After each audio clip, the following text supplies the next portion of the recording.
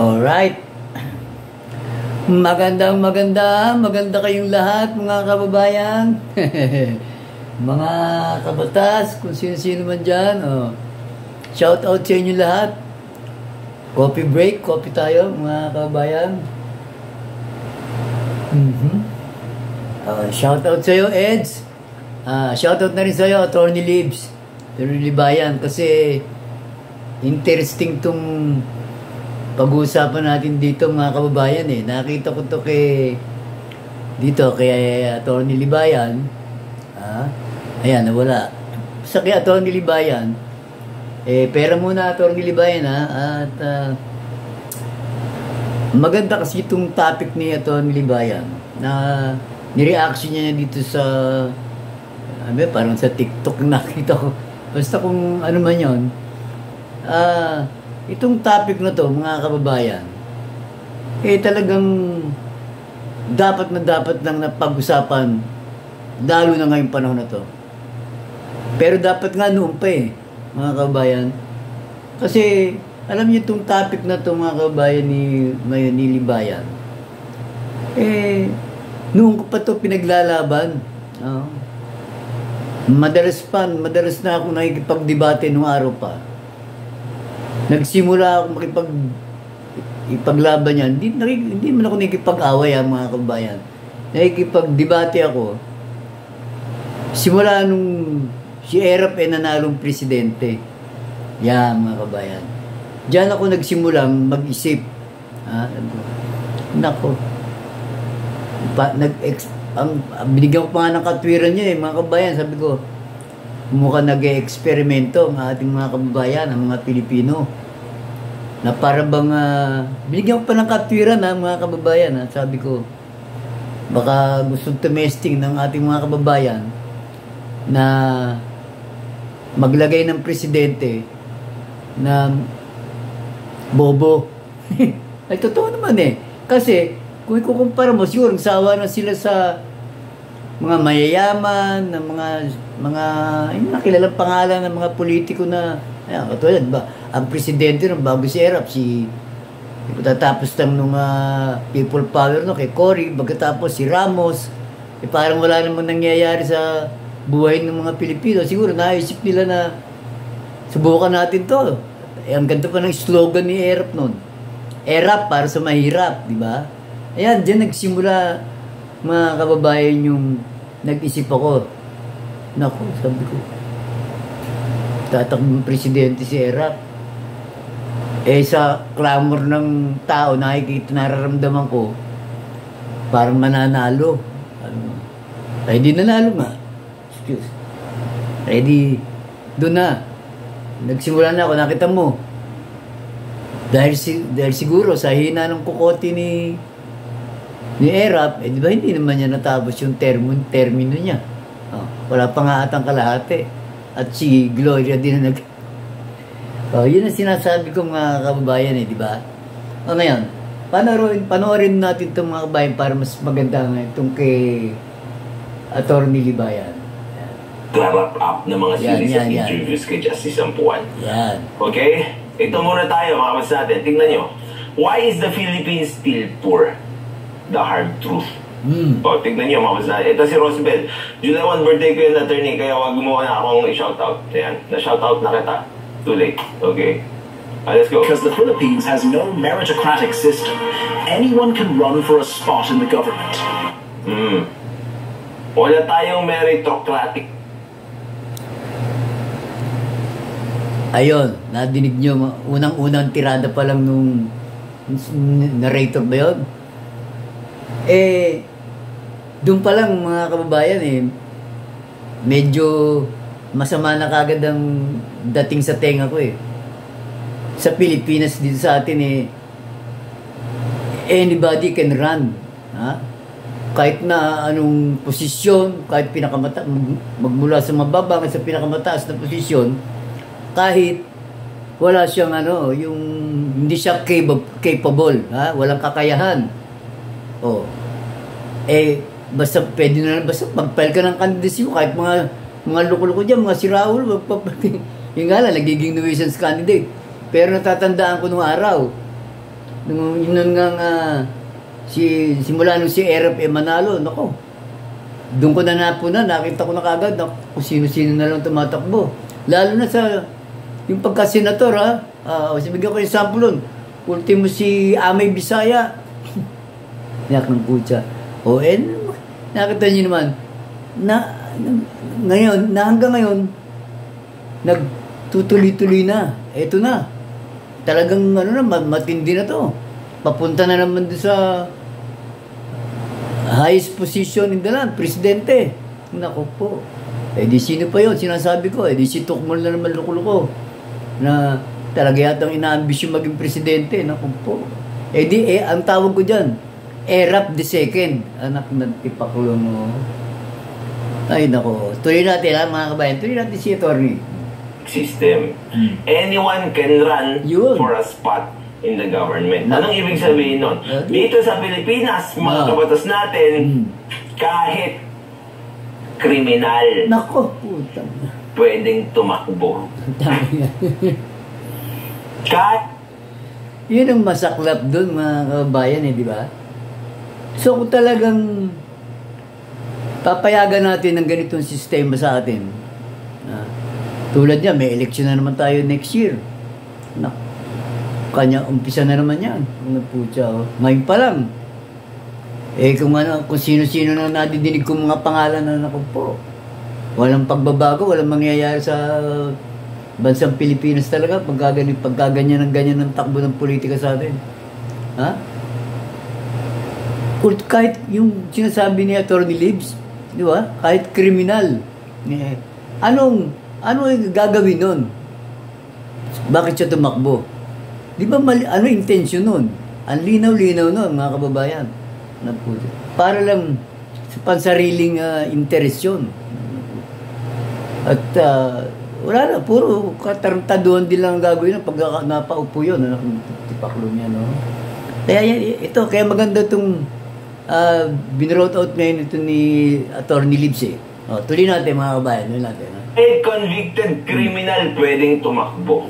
Kahit hindi alam yung trabaho, pwedeng tumakbo. Tama. Bakit?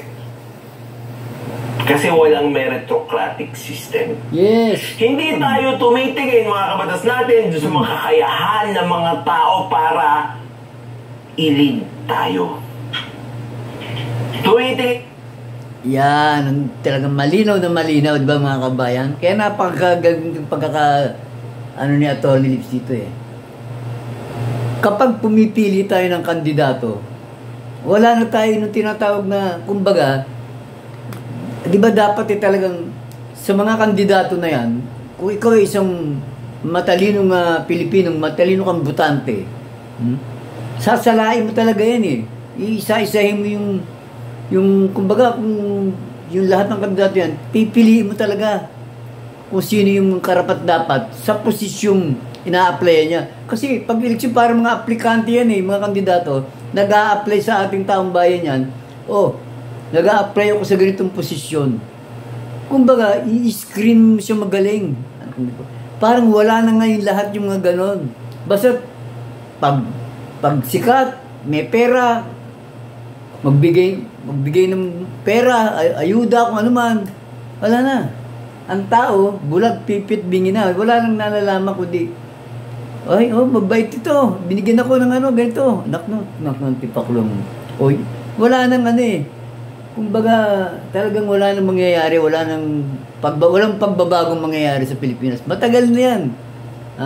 Naobserbahan ko nga yan, mga kabayan. Panahon pa ni Erap, nagsimula lahat yan. Yan nagbago ang trend ng mga butante pagdating sa mga politiko, pagdating sa mga kandidato.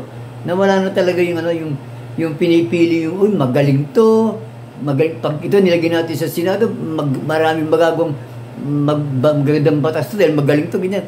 Wala na nun, wala nang ganun. Basta ito, rapid talk mo to galing to tumutulong to, at least nakatulong. Putang ina niya, no? Pero wala namang utak, di ba? Ay, anak ng tipaklong. Tapos, puro tapang lang ang gagawin. Magbububulyaw dyan. kung ano sinasabi na hindi man niya naiintindihan, minsan, madalas pala, siya mismo hindi niya naiintindihan sinasabi niya. Paano nga, binabasa lang, baka minsan minememorize pa niyan galing sa mga alipores niya. Ay, anak ng tipakulong na buhay ito. Tuloy natin. Ilang tayo sa kanilang popularidad. Yan. At yun sa mga binigay sa atin na ayuda. Yun. Tama. Ang lungkot, di ba? Ayun nga. Pero sila. Kaya po ang Pilipinas. Di ba? Sinabi din yan ni Senator Miriam, we need to bring back meritocracy yes. in the bureaucracy. Totoo yun. Tingnan mo si Rafi Tulfo. Di ba? Mayabang. Mayabang din. Doon sa pinapasa niyang batas, matutulog daw siya sa banig. Maglalatag ng banig. Ano nangyari sa batas na pinagyayabang niya? Wala. Bokya. Ginawawa niya ng lalo yung mga tao. Bakit? Yung mga nag-aantay sa batas niya dahil sa ayaw niya na ayusin. Yung pagpapasa ng batas na yon, yan, nakabimbin pa rin.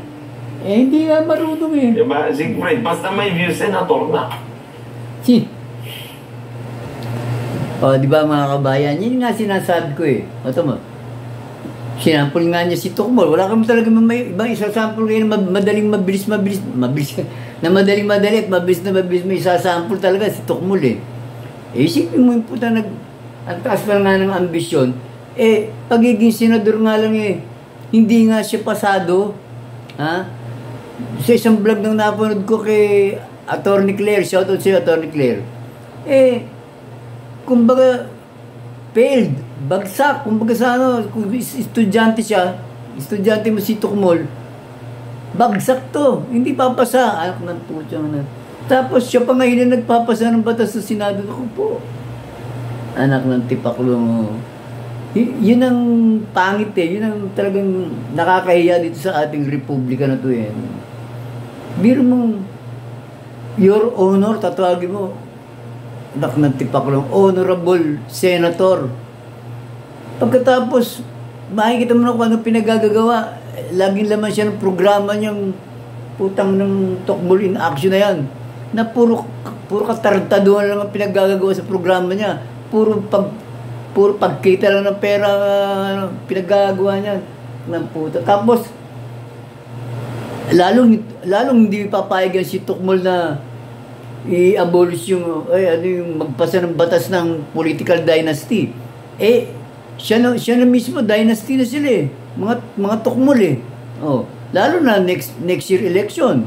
Madadagdagan pa putang ng mga Tukmol na nasa sila na lang anak ng putang ng yan. Pag pinaghaharian ng ating bayang Pilipinas ng iilang angkan. Simulat sa pulpa nung araw yan. Kaya ang Pilipinas, dapat mayaman tayo Nakmantipak mo. Kaya lalong naghihirap ang mga Pilipino dahil iilang tawag dyan, yung mga basta silang mga mayayaman, mga kilalang angkan, sila lang yan. Sa isang probinsya, isang angkan, sa isang lugar, isang angkan, anak ng tipaklong, sila lang yan. Di ba? Paano mangyayari sa bayan na to? Basta parang gusto ng mga yan, lalong dumami yung mahirap. Para pag-eleksyon, kayang-kaya nilang bilhin lahat ng mahirap. Anak ng puta, kahit wala silang kakayanan sa posisyong ina-apply nila, anak ng putang na. Pera lang gumana, upo sila, pagkataas paan na lang malintik, anak ng putang na yan. Bahala kayo sa buhay nyo dyan. Basta ako nakaupo na, anak ng puta, mahirap bigyan ng bigyan ng 1 kilong bigas, anak ng putang ng buhay to. Yan ang hindi naiisip ng ating mga kababayan, anak ng putang ng yan. Tuloy natin. Di ba? Sure, I'd love to go out with you sometime. Nagkaroon pa ng ads. And they kind of white in an instant. With the... Tuloy mo, attorney.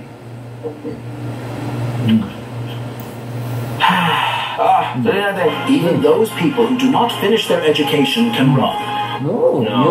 Those people who do not finish their education can run. Oh. Sapul na sapul agad si Rapi Tucumol doon, mga kababayan, oh, di ba? Hindi ko sa, aminado naman siya doon. Talaga namang, wala naman siyang tinapos na kurso. Kung ano, basta hindi siya nakatapos ng pag-aaral. Undergraduate siya. Anak ng tipaklong ng buhay ito. Oh, di doon, sapul na sapul siya, ha? Oh, pero, gagawin pang presidente na naman, katulad ni Erap, anak ng tipaklong ng buhay niya, no? Ay, nako, tuloy natin. Even if you don't have credibility, you can run. Yes. Even if you don't have credibility, you can run. Ang sasunod dito, even if you have 4 wives, you can run. Joke mo yan. Joke lang. Even if you already have a record of corruption, you can still run. Even if you have a record of corruption or conviction, you can...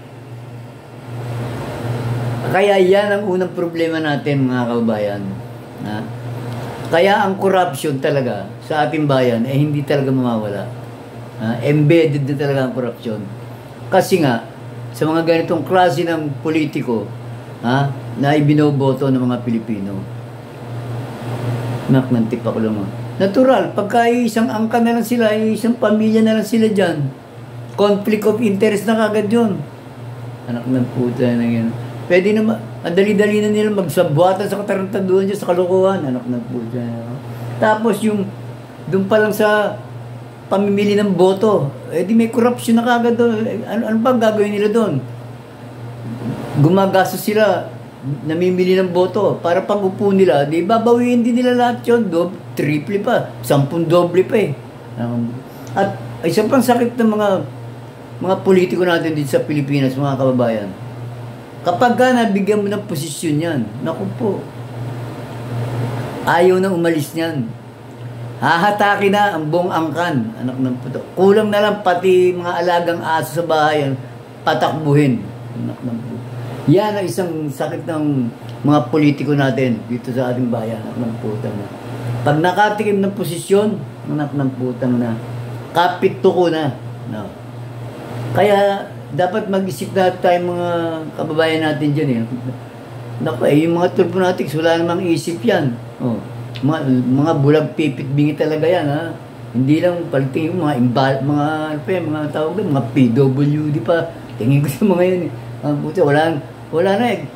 Kumbaga, yung puon nila, yun na yung kulto na yun sila eh. Ang tawag ko na dyan, kulto eh. Kultonatics na yan eh. Putsang na yan. Oh, tuloy natin. Fun. Grabe, di ba? Natural. Well, it is not actually a problem if you think about it. As long as the Filipinos do not vote for them and... Yun eh! Di ba? Hindi naman problema yun! Yun talaga ang problema, mga kabayan. Kaya nangyayari, tuloy-tuloy pa rin nangyayari yan. Up to now.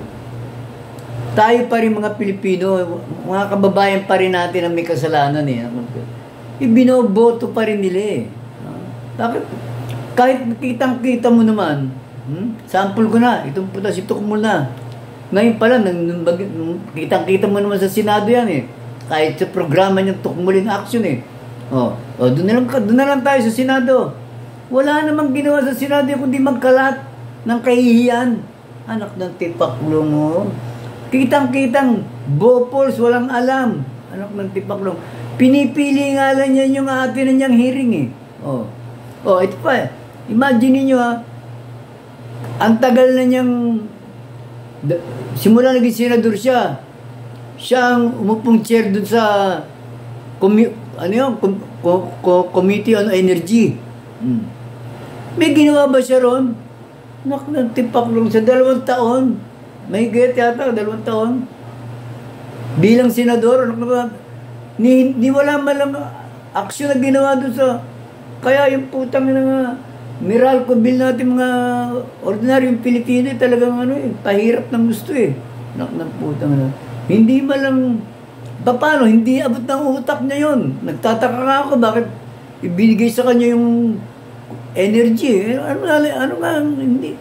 Naku po, malulusaw ang utak ito kung meron mang utak ha.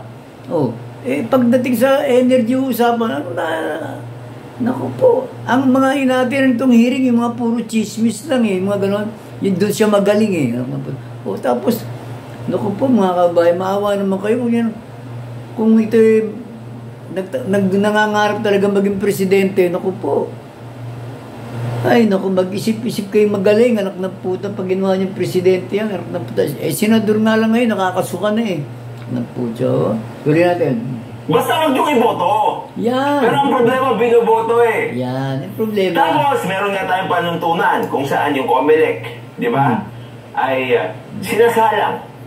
Well, initially, sinasalang kung sino yung eligible to run. Wala, hindi rin Wala din Wala. Di ba? Ng puta. Kahit nga sino, pwede. You can run!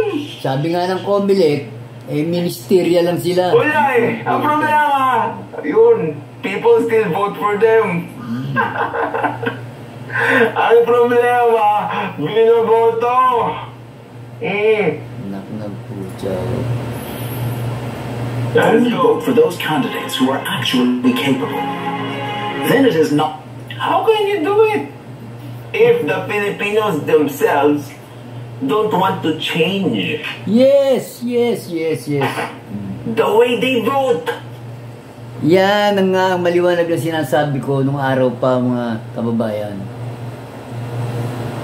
Ang mga butante, tayong mga Pilipino, ang pwede lang magbago ng ganitong sistema ng ating politika sa ating bansa na yan kung gusto natin mabago ang gobyerno natin, kung naghahanap tayo ng tinatawag na good governance, anak ng putyang huwag nating sayangin ang mga boto natin, anak ng tipaklo Alam niyo ba nung nakaraang senatorial election, mga kabayan, 12 senador, di ba, iboboto?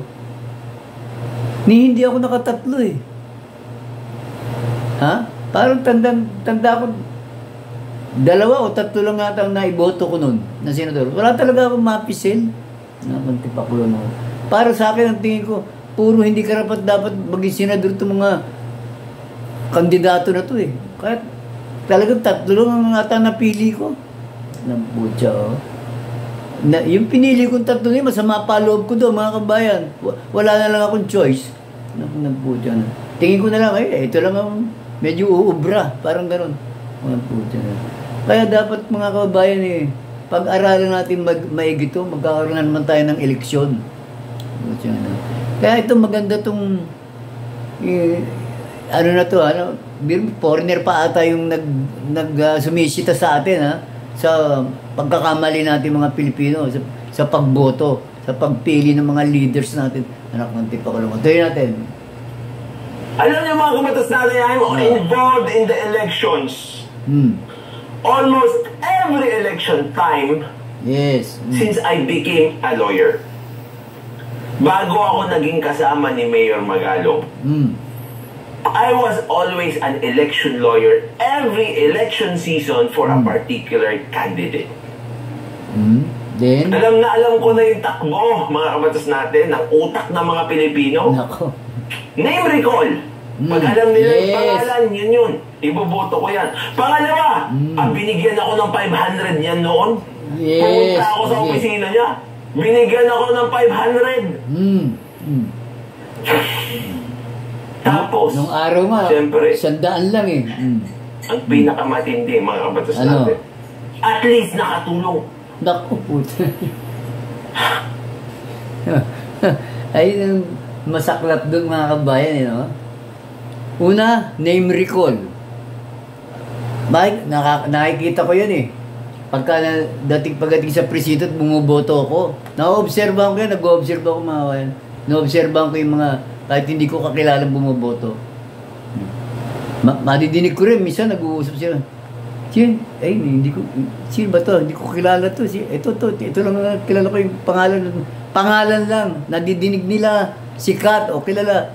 Lalo na yung mga celebrity, mga artista, nakmantipakulong. Yung mga nakikita nila sa TV, ito, kilala lang nila yung pangalan kasi sikat. Yun na, isusulat. Nakmantipakulong ng buhay ito, sabi ko. Hindi nila alam. Wala man lang silang, wala man lang silang background investigation doon, ha? Sa sarili nila. Wala man lang silang pag-aaral kung anong, madali na, lalo ngayon, madali na. Okay pa nung araw, talagang, kung ano lang napapanood mo sa TV, nadidinig mo sa radyo, nababasa mo sa dyaryo, yun na lang, hanggang doon na lang ang limitado yung malalaman mo eh. Pero ngayon, through social media, katulad dito, napakahina mo na talaga kapag hindi mo pa nabalansit na pag-aralan yung kung sino man yung iboboto mo. Ito na, kapag hindi pa nagbago to sa next year election, mga kabayan, nako, talagang wala na. Huwag na tayo umasang may pagbabago pa sa ating bayan. Tingin ko pa ngayon, pasama ng pasama eh. Oh? Imagine mo ang Senado ngayon, miski ako, wala na akong kagana-ganang manood ng kung ano mga inquiry dyan sa Senado na yan. Dahil, puro bopors lang ang mapapanood mo eh. Ano ka po siya, oh? Mabuti pa sa Kongreso eh. Marami pa akong mahuhusay na nakikita, katulad nila Acop, nila Marcoleta, nila Paduano. Pero sa Senado, anak ng tipak lang mo. Wala, anak ng putya na. Tuloy natin. Isipin mo na lang ito, no? Mag-a-apply ka ng trabaho. Ikaw, pobreng mamamayan na tinutukoy na sinasabi ko. Mag-a-apply ka ng trabaho. Ang trabaho mo, welder. Tapos sasabihin mo dun sa boss mo, Sir, tanggapin niyo na ako kasi nakatulong po ako ng maraming beses sa barangay namin. Alam mo, isasagot sa'yo nung employer mo? Magagawa mo ba yung trabaho mo dahil sa nakatulong ka doon? Sa mga kapitbahay mo dahil nabigyan mo sila ng noodles? Ng bigas? Bobo na lang ang sasagot ng diba? employer dyan. Nagputya. Tuloy natin. Not a problem if they run. But that is another main root of the Philippines' poverty because the majority of Filipinos keep voting for unworthy public servants. Nadinig niyo mga kabayan? Ang sakit sa tenga. Ha? Tayo sinisisi, ha? Mga Pilipino. Dahil nga bumoboto tayo ang sama po nga, unworthy. Naknang po dyan. Unworthy politicians. Putang na yan. Kumbaga talagang hindi karapat dapat ang mga ibinoboto. Basura para sa akin. Bakit ka magboboto ng basura para magkalat sa ating gobyerno, anak ng tipak? Tapos aasa ka ngayon ng magandang public service na ibibigay ng gobyerno. Ang inilagay mo dyan puro basura. Katulad ngayon sa Senado, naglagay ka ng mga Senator Tukmol. Ng putya na walang ginawa kundi talagang puro pera-pera lang ang pinagagawa. Putya, puro poverty porn na ginagawa sa programa. Pagkatapos ang daming palusot na ginajustify pa yung mga katarantaduhan yung pinagagawa. May mga pa-constituency work kung nalalaman na lintik. Ang putang na. Ginagawa niyang bobo mga Pilipino putang na yan. Hindi lahat ng Pilipino kasing bobo niya na kaya niyang putang na talaga naman nanggigigil ako pag ganito. Biro mo na, hindi ba kayo nai-insulto mga kabayan sa sinasabi ng yung narrator? Na tayo pa sinisisi dahil sa kapalpakan ng mga putang ng mga nananalong nakaupo na yun sa gobyerno natin. Ng putang na yun. Ay, naku, Mariosep. Ay, saglit. Okay, tuloy natin. Sensya na kayo mga, may nag-deliver kasi ng mineral Ha? Tuloy natin. Sad but true! Yes! That's sad but true. Guys! Hello! Yan, mabuti pa yung anak mo, Atty. Libs. Miss may utak pa yan Kesa doon sa mga cultonatics Naku, nagkaroon na naman ng ads tayo. Ano ba yan? Okay, tuloy. Tuloy, Tony. What series?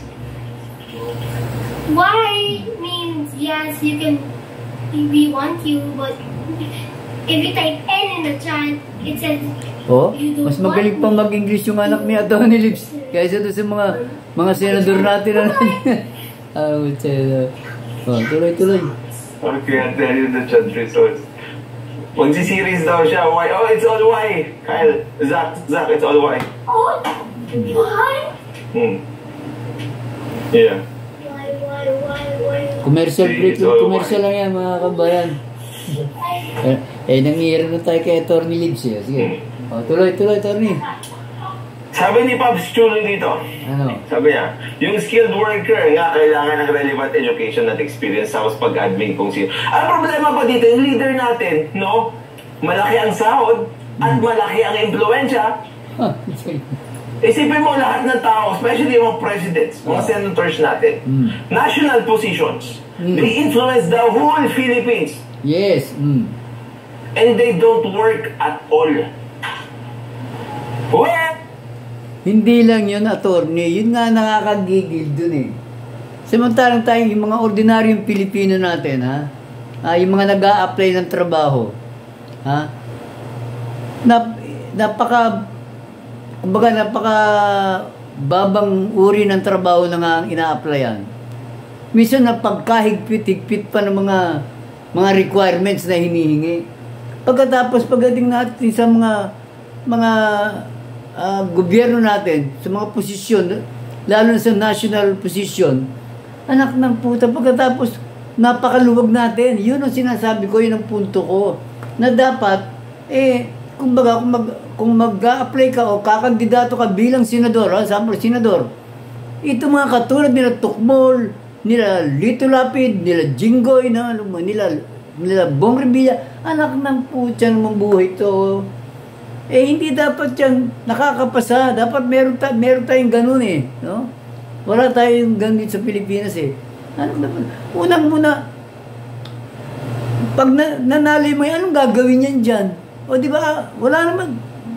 Wala, sayang lang yung pinasasahod mo dyan, yung boto ng piso. Naku, hindi ba naiisip ng mga kababayan natin yan?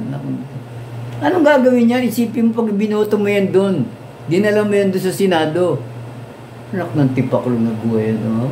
Dahil nga wala nga tayong mga ganong procedure, mga pamamaraan na gano'n para mismong yung isang ahensya ng gobyerno sasala na, ops, mag-a-apply kang senador, ops, hindi ka pwede, bagsak ka, hindi ka pwede. Dapat, dahil nga walang gano'n, nasa kamay lang natin mga butante. Kasi napakasimple ng putang natin yung pwede kang kumandidato, basta marunong ka lang bumasa at sumulat, Pilipino ka, Philippine citizen ka, parang mga ganun lang anak ng tipaklo. Kaya magtataka ka siyempre sila yung mga mambabatas, hindi sila gagawa ng batas na mahihigpitan sila, na sila hindi sila pwedeng tumakbo sa posisyon na gusto nila dahil anak ng tipaklo. Siyempre magmula sa Kongreso, marami din dyan sa Kongreso mga boppers dyan. Naku, lalo yung mga party list. Anak ng putang na yan, no? Naku, lalo yung mga makabayang black na yan. Anak ng putang na, isa pa yung mga siraulo yan. Anak ng kita ko lang, ay, naku, umiinit ang ulo ko. Tuloy natin. They try to work, but they're incapable of actually performing. That's the problem. Yun talaga. Guys, by the way, there's gonna be like random Popsy. Let me see if you saw them all. Magaling pa yung anak mo eh. Ito, sila dito ni Justice Ampuan. Ano? Panoorin niyo si Kayo bukas at saka si Justice Ampuan, mga kabatas natin, 3:00 bukas na. This is a glimpse of what Justice Ampuan believes in. Di ba? Okay, hindi ko napanood. Hanapin ko na lang. Alright, so what are you saying? That we're wrong? Oh, everybody's wrong. I'm not saying that the Philippines never had good leaders and public servants, because they actually did. And I am not saying that all Filipinos don't know how to identify worthy candidates. Hindi naman lahat. Medyo kumambi pa nga ito Bumait pa ng konti. Siyempre, hindi naman talaga, dahil meron din naman talagang mga nakaposisyon. Magmula sa local government, may mga galing na mayor, barangay captain, councilors, meron may magagaling. Pero pagdating sa national government, siyempre, kukunti na lang yan sila. Tapos, buong Pilipinas ang sasakupin niya sila. Eh, doon dapat talaga, ang ilalagay mo talaga doon, talagang excellent, tinatawag. Talagang makakapagtrabaho na gusto, may magagawa talaga. May mako-contribute sa ating gobyerno at sa ating bansa. Anak ng putang na, yung worthy nga hindi unworthy na tinatawag na. Yun nga ang problema, anak ng putang na, sikat lang, artista lang, anak ng tipaklong mo. Leon Guerrero, senador, anak ng tipaklong ng buhay ito. Yung isa, nagbudot dance lang. Budots ba yun? Anak ng putang na. Anong klaseng criteria ang ginagawa ng ating mga kababayan? Tuloy na nga natin. Tuloy mo, attorney. Sabi niya, ano ba? But sadly, the majority are not. Yan. Yun eh. Yun, Yun ang masakit eh. Majority sila. Talagang masakit yun. Kung majority sila, kawawa tayo. Yes. Toll fanatics na lang 28 million. Pero I believe many of them. Yun nga sinasabi ko eh. Binago ko na, Attorney Libs. Ang tawag ko dyan, hindi na cultonatics na yan. Kasi talagang wala ng pag-asa eh. Kinakabahan ako, lalo na habang tumatagal yata, mukhang hindi natutupad yung panalangin ko na hindi na baling, hindi madagdag, anong tawag doon? Hindi na baling hindi mabawasan sila. Huwag na lang madagdagan. Anak na puta, parang nadadagdagan parang luko-luko sa Pilipinas eh. Anak ng tipak lang. Parang paurong ang utak ng mga kababayan natin dito. Nako, kung ano-ano ito na nasasabi ko na eh. Tuloy mo na nga, Torny. Many of the 28 million are bots. Nako, tinan mo. Pero 28 million eh! Yung optics nila eh, malakas daw sila eh. Tapos ganyan sila bumoto. Drop out. Anak ng tipak lang mo. Ay! Ano na? Kaya nga tayo lumalaban ngayon. This is our advocacy. Yes. And Justice Ampuan is joining us. Kailan? Ito na lang pinadala niya sa akin, oh. Oo, tama. Kasi ipapadala niya pa sa akin yan kapag kunwari, he doesn't believe it. This is the very reason why we have this community, especially batas natin. Yes, tama. Diba? Alam niyo naman yun. Tsaka ako naniniwala ako dyan sa ipinadala sa iyo na yan, Attorney Libs. Kasi yung mga foreigner na ang nakaka-observe, kung sila mga hindi Pilipino, hindi natin kapwa Pilipino, nakikita na agad nila yung diferensya. Pero tayo mismo, mga kababayan natin mismo, ang hindi nakakakita ng mga diferensya ng katulad niyan. Actually nga sabi ko, matagal ko nang pinaglalaban yun, matagal na ako nakikipagdebate dyan sa mga marami kong mga kakilala o hindi man kakilala, basta nakakaharap ko, nagkaroon kami ng debate. Pagtatalo na hindi nag-aaway, na exchanging of ideas, talagang ako yung nakikipaglaban at sinasabi kong, naku, kaya nga, miski sa pag meron local election yan, madalas ako napapa-encounter dyan. Sabi ko, may mga kandidato kaming mayor, paglalaban ko kung sino yung alam kong magaling na magiging mayor kung mananalo, kaysa doon sa manok nila na pinaglalaban nila na kilala ko rin. Naku, sabi ko, kumbaga, marunong tayong tumingin kung ano talaga, kung sino ang dapat na talagang iboto. Yung alam mo kung may gagawin o wala at kung marunong o hindi ang dali naman makita lalo ngayon lalo ngayong panahon na to, sa panahon ngayon. Kaya ay nako, ang hindi ko na makita kung paano ako magpapaliwanag sa mga kababayan natin. Wala na akong pakialam sa cultonatics, para sila sa buhay nila. Putang Galit tayo smart Jimmy, tapos yung mga tao na dinadownplay ang critical thinking kasi wala sila, no? Diba? Let's go. You see, based on the historical election data in the Philippines, the candidate who is a well-known celebrity has the highest success rate in winning the election because the majority of people in this country keep voting for candidates who are famous instead of those who are actually deserving because of...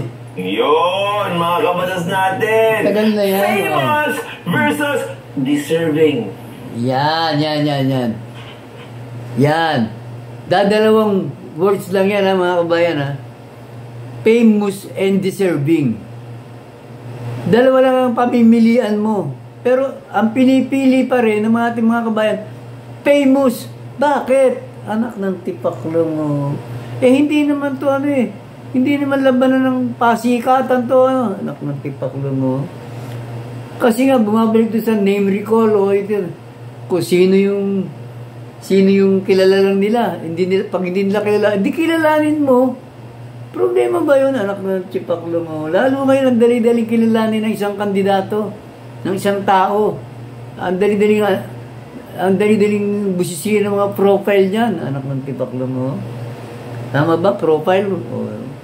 Parang dali sa sa social media, ganun lang Anak ng tipaklo. Kaya hindi ko maintindihan, dadalawa, deserving at saka famous, anak ng tipaklo. Bakit lagi nasa famous ang choice natin, anak ng tipaklo? Ay, nako, tuloy.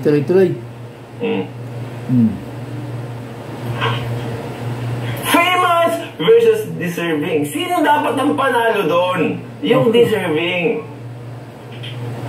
Hindi yung famous. Siyempre. Yan din kasi nagiging problema sa atin ngayon sa corruption sa Pilipinas. Yes, tama. Alam niyo kung bakit?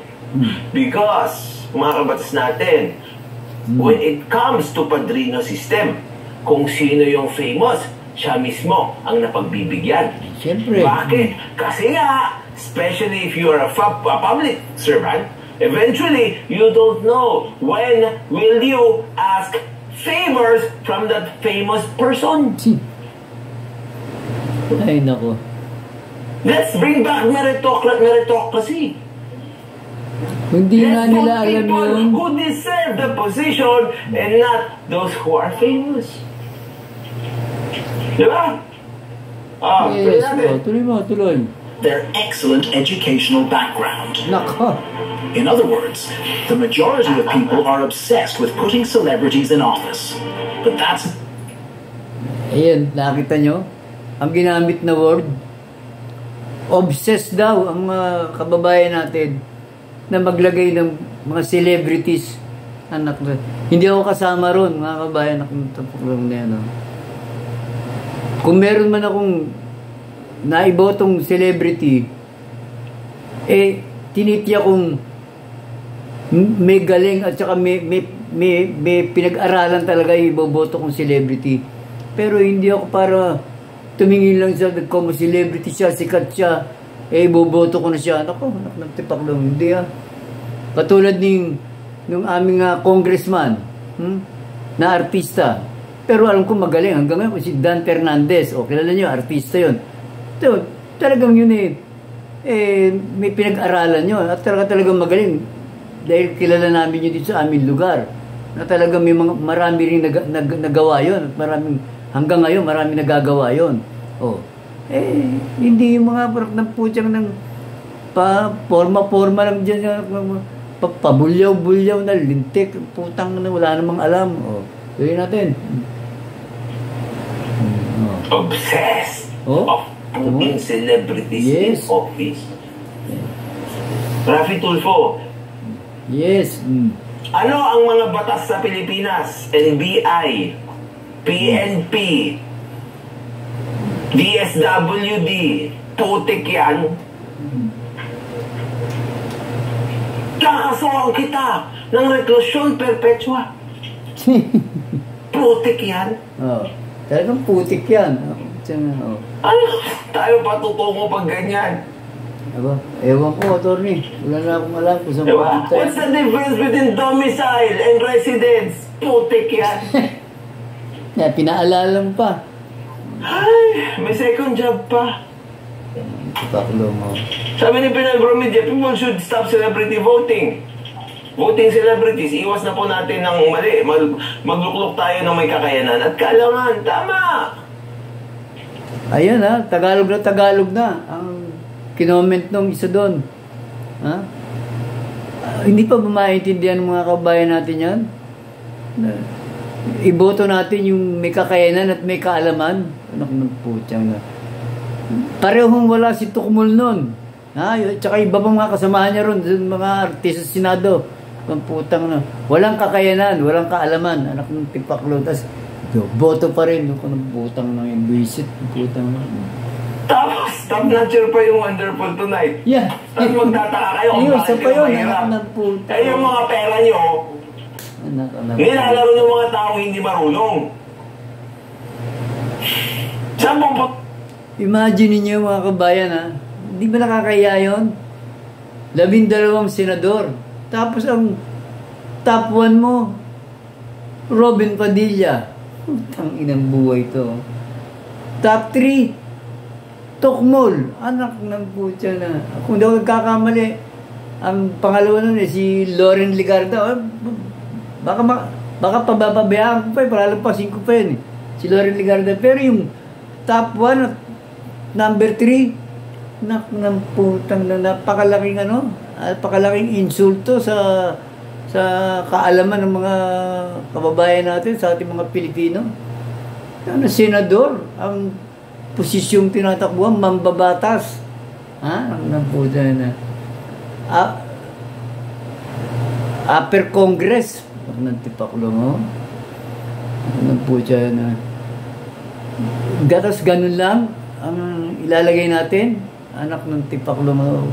Isip-isip mga kababayan. Anak ng tipaklo mo. Ngayon, isipin nyo ganito ha. Tagal ko na iisip. Bumupusta. Diba? Oh. Kasi yung pera ng taong bayan, every time na magluluklok kayo ng tao, ibibigay nyo o ipupusta nyo yung pera nyo doon sa taong yon. Yes. Tama. Diba? Kasi siya yung gagamit nun eh. Yes. Siya yung pagkakatiwalaan. Pustahan. Basketball. Diba? Ang problema niyan, hindi ka naman kasi makapusta doon sa kabilang team. Okay. Hindi ka pwede makapusta sa kabilang team. Nakalak yung pusta mo dito sa team mo. Ngayon, may chance kang bumuo ng team mo, boy. May chance ka. Ang kalaban natin kahirapan, ha? Siyempre, hindi ka pwedeng lumaban sa kahirapan. Kaya nga hindi ka makapusta doon. Pupusta ka doon sa mga politiko, yun yung basketball team mo. Sila yung lalaban sa kahirapan. Sila yung magiging leader nyo na lalaban sa kahirapan. Ngayon, balik tayo sa basketball analogy. Maraming magagaling na basketball player sa Pilipinas. Madami! Siyempre. Nakita mo? Uy, ito magaling mag-shoot. Ito magaling mag-dribble. Ito magaling mag-rebound. Nakita ng mga tao, ito dapat ang ipasok natin. Ito dapat ang ipasok natin sa team natin para matalo tayo sa laban. Laban sa kahirapan. Dito tayo pumusta. Tapos may kakanta ng Wonderful Tonight. May magbubudots. May gwapo. May sikat. May maganda. Patay. Ano sabi mo karamihan ng Pinoy? Wait lang. Ba't niya ipapasok yung mga yan? Hindi namin kilala yan. Hindi gwapo yan. Hindi maganda yan. Hindi sikat yan. Hindi nakatulong yan. In short, mga kabayan, ang pagkinakamagandang example dito ng sinasabi ni attorney, yung bumuo ka ng isang basketball team, para bumuo ng gobyerno mo eh, di ba? Bakit ka maglalagay ng mga players mo dyan na magkakalat lang at hindi mo marunong? Di ba? Eh di, wala na. Talo ka na kaagad. Samantalang kung pupusta ka, maglalagay ka ng, pipili ka ng talagang makikita mo marami naman magagaling dyan. at yung talagang piliin mo, buuin mo, puro magagaling, di ba, ang lakas ng team mo, di ganun din yung magiging gobyerno mo, di ba? Kung pinili mo yung magagaling, inilagay mo dyan,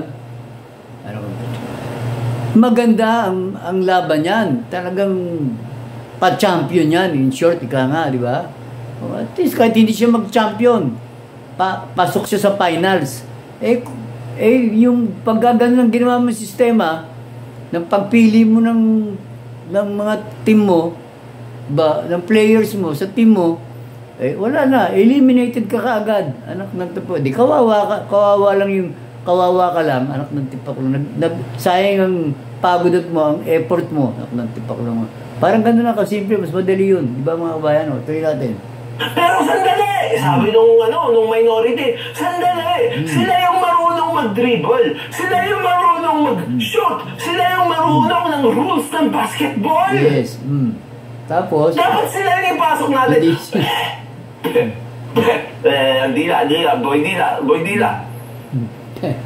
Hindi pwede, sabi ng majority. Kasi nga, hindi namin yung kilala. Wala nga ako napanood ng pelikula niyan eh. Nakita ko sa pelikula yan, tumutulong siya. Gentleman yan sa pelikula. Nakatulong yan, ang dami. Eto mga bago ko malimutan, bigla lang umano sa utak ko. Tungkol dun sa sinasabi nung narrator, parang lumalabas sa pagkaka-analyze ko doon. Parang ang gusto ipahiwatig nung narrator sa ating mga Pilipino. Parang tinatanong niya, sino ba ang bobo sa bansang Pilipinas?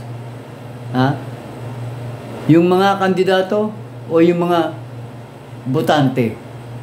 Di ba? Parang ganoon eh. Kasi kung nananalo sa posisyon yung mga bobo, mga bobong politiko na yan, di bobo ang botante kasi tayo naglagay sa kanila ron eh. Hindi ako kasama doon, hindi ko sila binoboto, mga putragis na yun. Di bali na matalo boto ko, pero hindi ko sila iboboto. Yun lang bigla naisip ko doon, mga kabayan, tama ba ako? Ewan ko kung tama, pero ganun ang pagkaka-analyze ko doon. Sino ba talaga ang bobo? Tayo ba mga Pilipino o itong putragis sa mga binoto nila? Kung tipaklong. Ay, nako. Yun ang aking pananaw doon, mga kabayan. Tuloy natin. Torneo. Binigyan ng bigas. Ang dami ang binigyan ng ayuda. Mga 10. Isang beses, isang araw. Nako. Sino nanalo? Di sila.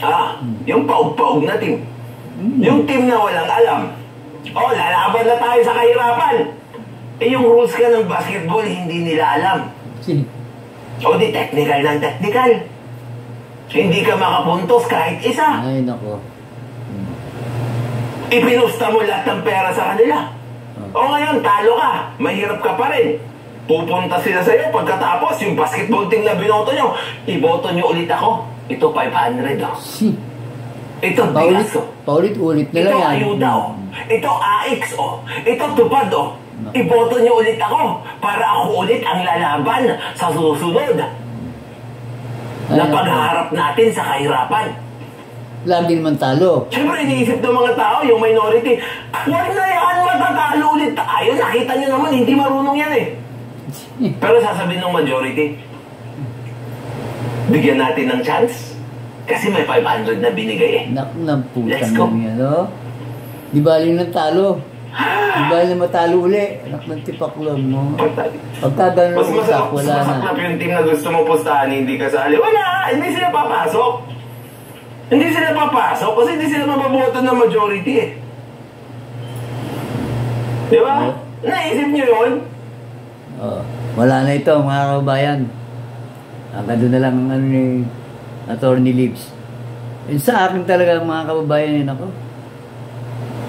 nangihina ako. Sa tuwing makakita ako ng mga ganito, mga kabayan. Kaya hindi ko matiis na hindi humarap sa inyo eh. Para man lang talagang mailabas ko kung ano man yung nararamdaman ko, mga kabayan. Kasi baka mamaya may makaintindi sa akin o maunawaan nyo ako, ibig sabihin. Magkaisa tayo mga kababayan na huwag nating hayaang magpatuloy ang ganito. Nakakaawa yung ating mga next generation, yung ating mga younger generation.